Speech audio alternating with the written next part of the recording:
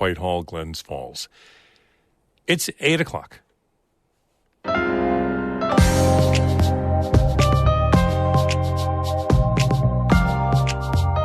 Good morning. This is Northern Light for Wednesday, December 6th. I'm Monica Sandreski. And I'm Todd Moe. As part of our continuing series on health care in the North Country, there's not a lot of data about the health of the region's LGBTQ plus residents. A Lake Placid native and grad student wants to change that.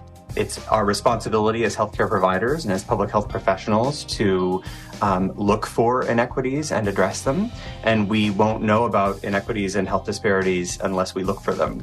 The Ogdensburg Airport is beginning renovations. When it's completed, the airport will have more public gathering space. And an acoustic guitar maker tells us about how he fell in love with guitars in the 70s. Chef Curtis shares a truffle and onion dip recipe and the key to good caramelization. Stop messing with the food. Let the food do what it needs to do. Let the pan work its magic and let heat change the product. If you're a fidgeter, you can't get caramelization. It's so hard to do. A dish with plenty of wow factor for your holiday table coming up on Northern Light. Stick with us.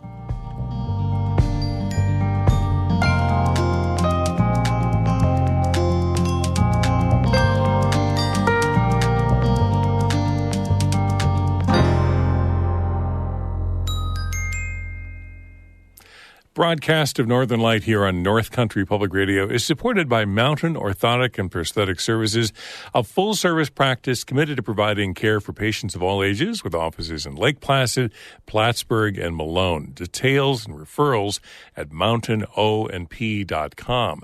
And by Blue Seed Studios, Saranac Lake, promoting community involvement in the arts on the web at bluseedstudios.org.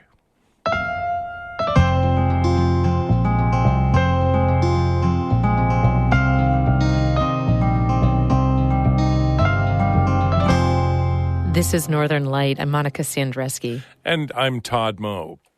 Throughout this fall, you've heard all kinds of stories about the challenges with healthcare here in the North Country. It's hard to address those challenges without numbers and data about what people experience in the region. And there's not a lot of data for the lesbian, gay, bisexual, trans, and queer communities. A Lake Placid-based grad student wants to change that. Our Champlain Valley reporter, Kara Chapman, has more. Danny Baker grew up in Lake Placid. He graduated in 1999 and spent about 20 years working in healthcare in the D.C. area. He moved back to the North Country with his husband a couple years ago. And coming back has been a breath of fresh air. Things have changed for the better in terms of acceptance, I think, throughout the country, but also specifically in the North Country where I grew up. But Baker says even though there's more acceptance for LGBTQ folks, he and his husband still had a hard time finding LGBTQ-friendly healthcare here. And that's a struggle others face too. He says there are a couple reasons for that. For one, rural areas like the North Country have lower access to healthcare in general. But also, some places and people here are just less accepting of LGBTQ people. Community stigma and experiences with community stigma can contribute to a sense of lack of LGBT affirming care. Baker wants to help change that. He's a nurse practitioner and a Johns Hopkins University grad student. He's leading a research project that has two parts. The first part is a survey that's open to adults who live in Clinton, Essex, Franklin, Hamilton, Jefferson, Lewis, and St. Lawrence counties. Its goal is to take a look at the resources available to LGBTQ folks in the North Country and identify the barriers they face to getting the health care they need. Baker says these people have historically been excluded from both healthcare environments and healthcare research. It's our responsibility as healthcare providers and as public health professionals to look for inequities and address them. And we won't know about inequities and health disparities unless we look for them. Kelly Metzger is with the Adirondack North Country Gender Alliance. She says LGBTQ plus folks have specific needs. Providers willing to prescribe HIV prevention medication, higher-level behavioral health professionals who can sign off on gender-affirming surgeries, and at a more basic level, doctors willing to listen to their patients when it comes to their gender identities. We need these services as any other, as we would need high blood pressure, as we need cardiac, as we need anything else. We need these services on top of that. She says those services need to be closer to where people live, not hours away in places like Burlington and Albany. Metzger says that's why it's important for people to take Baker's survey. we need to know where people are. We need to know the type of health care they need. And we need to find those providers who can provide it in the communities in which we live.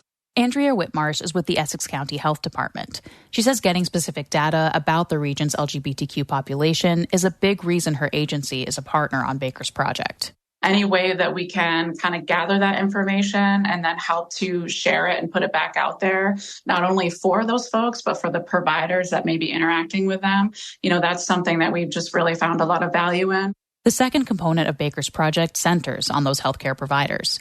Baker says there's a community advisory board that's focused on promoting LGBTQ health in the region. But he's also working to launch a program called Project Echo.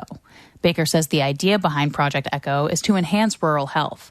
It'll bring local experts and providers together to discuss different topics related to LGBTQ healthcare.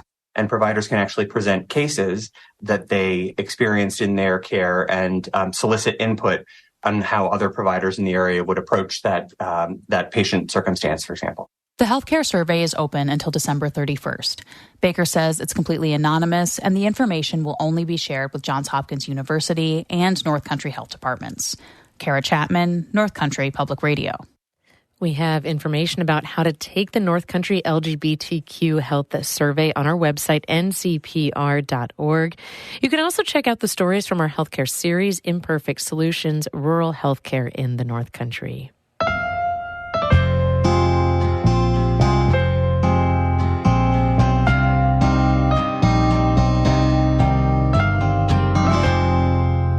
Three North Country schools are getting their share of millions of dollars in state support for tackling mental health at school.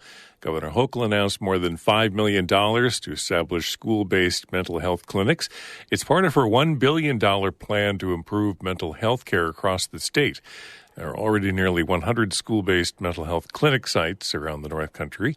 Parrishville Hopkinton Junior-Senior High School, Edwards Knox Junior-Senior High School in Herman, and Colton Pierpont Central School will receive at least $25,000 to establish the clinics.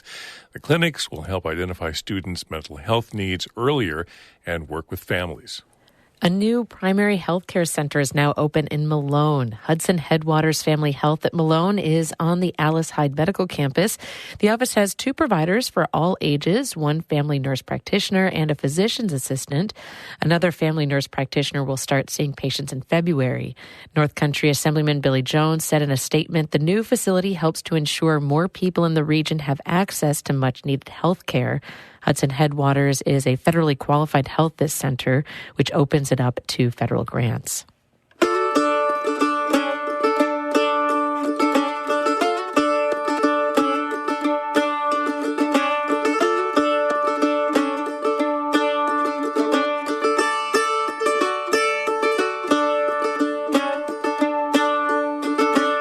You're listening to Northern Light right here on North Country Public Radio, 8 minutes past 8. Good morning. I'm Todd Moe. And I'm Monica Sandreski. Just ahead, Chef Curtis Hem shares one of his favorite holiday dips, truffle oil and caramelized onions, perfect with chunks of crusty bread. I'll have that recipe and conversation in just a few minutes here on Northern Light.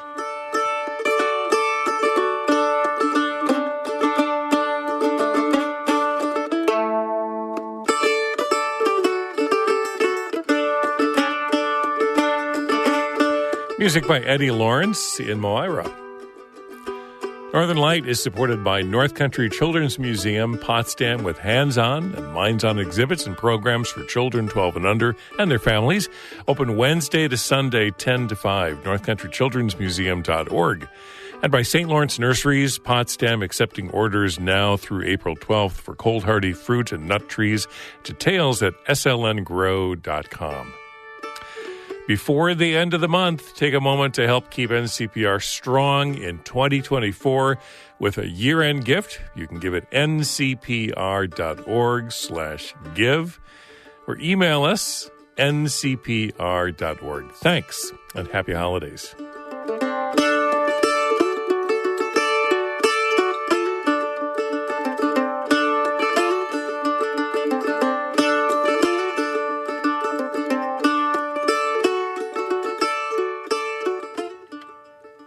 A person walked across the Moses Saunders Power Dam near Messina in October, illegally entering the U.S. from Canada. WWNY-TV reports officials are investigating the security breach. The half-mile-long dam crosses the St. Lawrence River between Messina and Cornwall, Ontario. On October 25th, U.S. Customs and Border Patrol were notified that a person illegally entered the U.S. through the dam.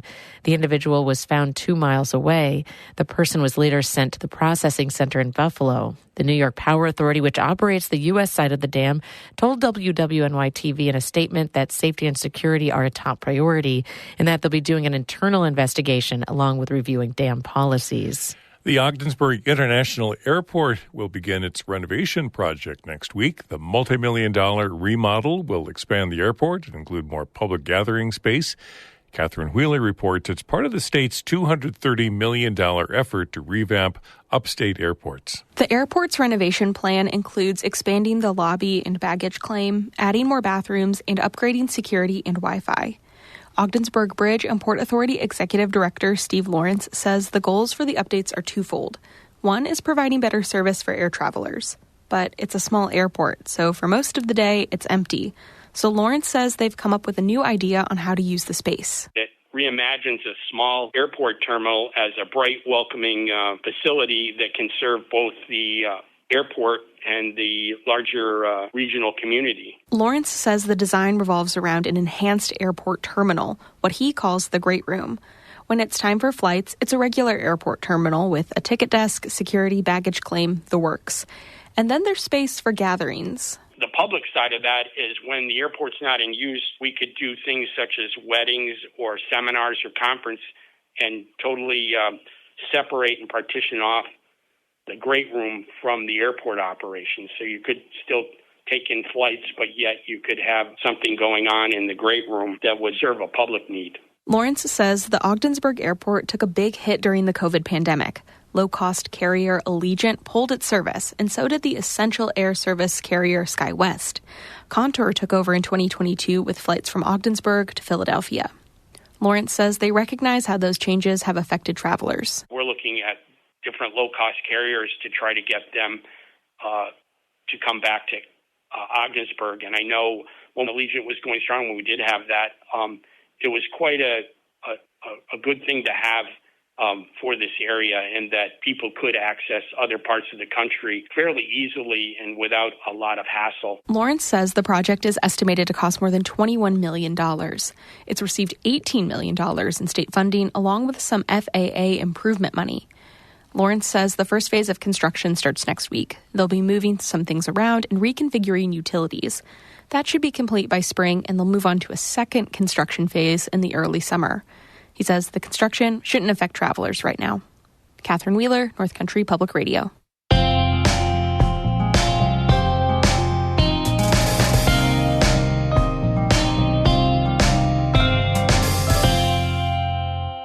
Making musical instruments takes hours of precise and delicate work. It's a real craft. Today we hear from one of those craftsmen, an acoustic guitar maker based in Saranac Lake. He's also one of the artists featured in The Art of Craft, an exhibit that opens this Friday at the View Art Center in Old Forge. Anna Williams-Bergen has this North Country at Work story.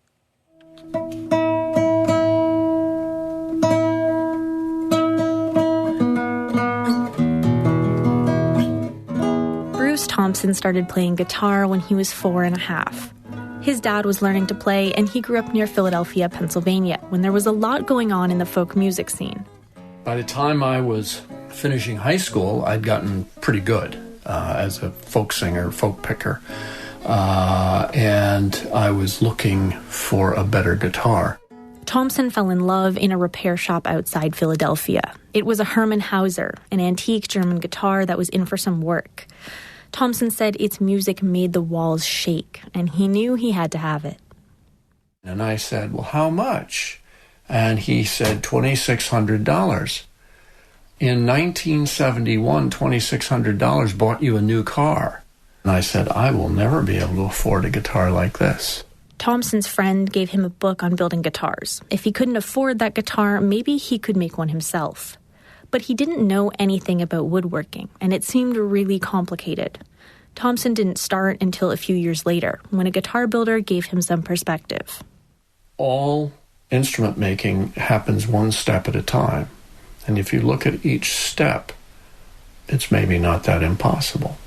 But you have to have the patience to just keep plugging away. So Thompson started building basic guitars. They weren't very good. One of them sold for $100 5 years later. One of them made very nice kindling to start a beach bonfire. But that got me started. Now, Thompson has been building guitars for exactly 50 years. He did it as a hobby while he worked as a doctor. Since 2011, he's been able to spend more time building guitars and even turn it into a part-time business. Okay, these are guitar clamps. These are what are called deep-throated clamps. Thompson's studio is technically a garage, but it's full of fancy wood that needs to be in perfect condition, not warped or dried out. I have an air conditioner, and I have both a humidifier and a dehumidifier that I switch off when the seasons change. And I try and keep the humidity in this shop at around 35% and the temperature around 70 to 72 degrees. Metal tools and clamps hang from the walls. There are shelves of wooden boards and a bunch of workbenches. One is raised up high for detail work like gluing and sanding. Here's some 1000 grit, and we put that on there, and then we work in little... Thompson sands everything by hand. It's just one out of tons of steps that are all done with super careful attention to detail. So making a single guitar takes a long time. 80 to 100 hours per instrument. I'm told that that's much too long, that I'm much too slow. I believe it. Thompson works with wood from all over the world. He explains that different kinds are better for different parts of the guitar. So we've got planks of wood from Brazil here, from the Pacific Northwest, some maple from Pennsylvania. The wood itself is amazing stuff. I get to work with woods that have amazing color and texture and smell, that have connections all over the world. And out of the skeletons, if you will, of living things, I'm able to put together something that produces amazing sound, brings people together. Plus, Thompson said there's always the challenge of trying to make the next one just a little bit better than the last.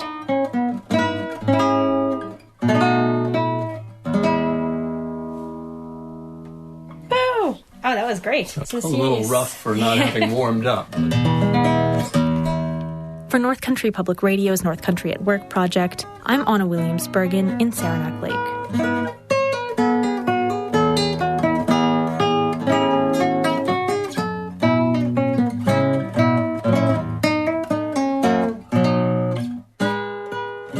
Check out Bruce Thompson's guitars at the View Arts Center in Old Forge. Their exhibit, The Art of Craft, featuring the work of craftspeople from around the Adirondacks, opens this Friday, December 8th.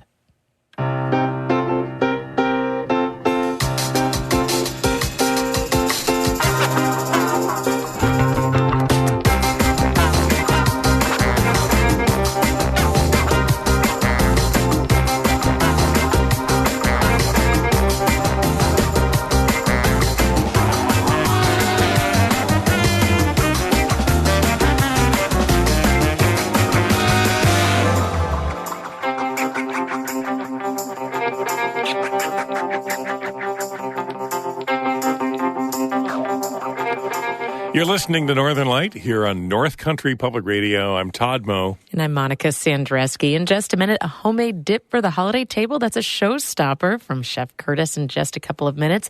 Then stick around after the show for Bird Note just ahead at 8:42. But first, Todd has a look at the weather for us.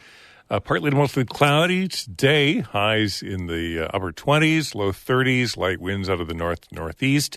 Maybe some snow showers tomorrow. Continued cloudy, highs low 30s, gradually milder temperatures.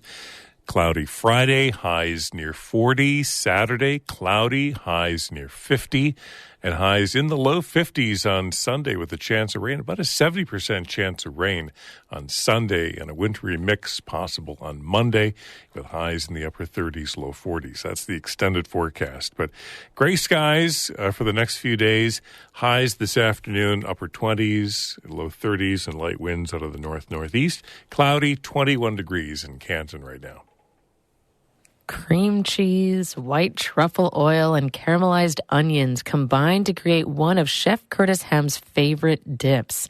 He says it's one of the most popular holiday offerings at the View restaurant in Lake Placid, where he's the executive chef. Yeah, Chef Curtis Hem joins us each month to share a favorite seasonal recipe, and he says his truffle and onion dip is richly satisfying on many levels. So I approach everything like just from a chef's mindset. So this is kind of like a in the mind of a chef lesson as well. So what's my base? My base is this creaminess that has the cream cheese, the ricotta, the sour cream, the mayonnaise.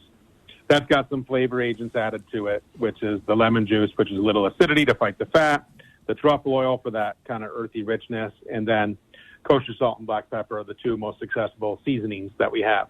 So there's my base. Now from that base, I can do anything I want. So I chose on this one to have caramelized onions, because I wanted a French onion dip that matched truffle and really good crusty local bread. That's the origin of this, and that's how I think about it. So that base is the heart of the dip, and then the garnish ingredients of the cold caramelized onions. You could do it hot as well, and the fresh rosemary and the pine nuts are the additional flavor agents. But in a dip, you should taste that base. That's what you're going for. So that creaminess. Right. So one of the, as you just mentioned, the caramelized onions, I'm reading your directions, and we've talked before. I'm one of these people that fiddles with stuff in the saute pan. You're killing me, Todd. I know. It's horrible. It's awful. I have non-radio approved words for that. So stop messing with the food. Let the food do what it needs to do. Let the pan work its magic, and let heat change the product. If you're a fidgeter, you can't get caramelization. It's so hard to do. Use a lower heat. Have some patience. Have a beverage, whether it's a warm glass of cider, a glass of wine, a beer. I don't care. Just relax. Watch magic happen. I have a lot of people. That's the one thing. Everybody comes in the carriage house and they all are fidgeters. It's like, how do you guys do this? So the onions are full of sugars. Mm-hmm. That's why we want to mix the onions up too. So here I have a white onion, which is my favorite onion. And then I have a red onion. Two totally different flavor profiles, but yet still both very onion. They have different sugar contents. They have different flavors when they're caramelized. And that's what I want to do. So I encourage you, if nothing else, even if you're a fidgeter, so fidget, you do you. And buy a couple different onions. Is there a substitution for the truffle oil? Yeah, you could just use olive oil. Truffle oil is kind of my pinky is out when I say that. Right. So, but, there's Saratoga olive oil, which is a really nice product. There's truffle oil that you can buy in the regular grocery stores. Uh-huh. There's even truffled salt you could put on if you wanted to. But you don't have to have it. And some people don't like truffle, just to be honest about it. Some people don't like onions, so use mushrooms. I mean, it's that simple. So the base is really simple, and there's a couple phrases, just the tempering phrase. Basically, it's like when you're making a pie dough or something, or a pastry, and you're having butter come to room temperature. That's tempering the butter. We're doing the same thing. We're taking cream cheese, ricotta, sour cream, and mayonnaise. We want that to temper. We want those flavors to come, those ingredients to come to room temperature, so we can process them into something different. I like cream cheese. I think cream cheese is the base. If you don't like ricotta, I love Chev. Chev is a great product. There's so much local fresh goat's cheese in our area. Mm-hmm. We should celebrate that and use that. I think it goes great with both truffle and it goes great with the caramelized onion. And again, if you don't like onions, by all means, use mushrooms. Mm. So, yeah, I love both. So, yeah, you too. And you know what? Hey, you want to live on the edge? Combine both. Caramelize both separately. Yeah. Otherwise, they won't caramelize.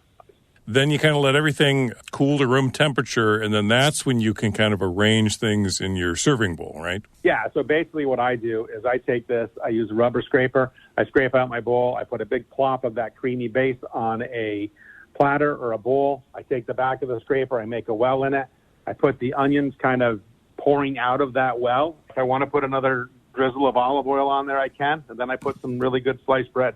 And there's so much local bread around here.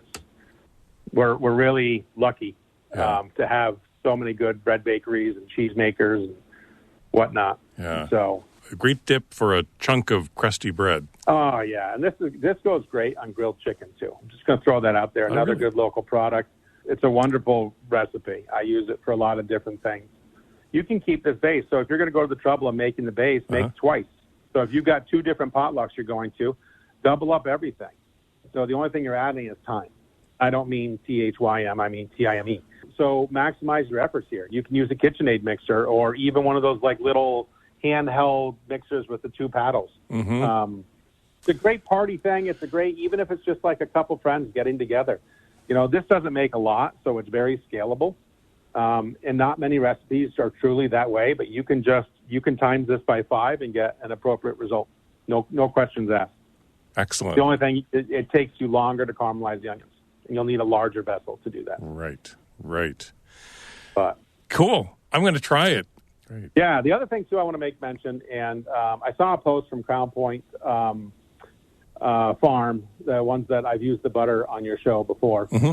And I noticed that they had these beautiful wreaths. And I want people to understand local food producers and farms also go beyond just producing food. A lot of people make as much use of the resources of their farms as possible. And they were producing these amazing wreaths. I'm going to be the proud bearer of a Crown Point Farm wreath at the Carriage House. But just remember, for all the listeners, to support local farms, even if it's not just food products. There's so many other products that they produce. Very good point. Very cool. I love that idea. It's so important to keep our money local. That means your neighbor who's keeping some open space open. You know, it doesn't become a house. It doesn't become, something detracting from the landscape. It's really, a vital part of our landscape. Chef Curtis Hem owns the Carriage House Cooking School in Peru, New York. He's also executive chef at the View Restaurant at the Mirror Lake Inn Resort and Spa in Lake Placid. And a little later this morning, you'll find a photo and his recipe for truffle and onion dip on our website, ncpr.org.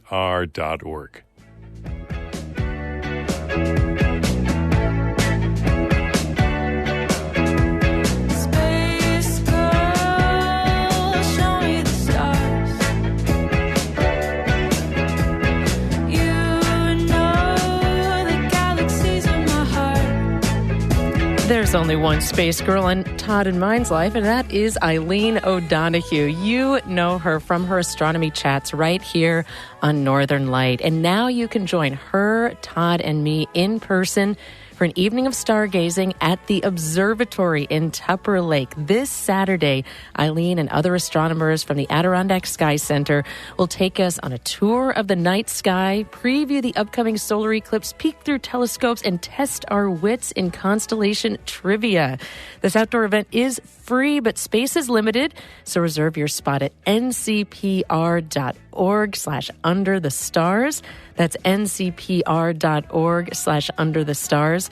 If sky conditions are not so good for viewing, the event and presentation will move indoors to Racket River Brewing there in Tupper. So reserve your seat at ncpr.org/underthestars. That's this Saturday at 5 at the Adirondack Sky Center in Tupper Lake. Can't wait to see you there. Was if you were sucked into a black hole, but I'd still spend my days dreaming about you. Dreaming about you. Tell me how to stop dreaming about you. Girl, are you okay? 'Cause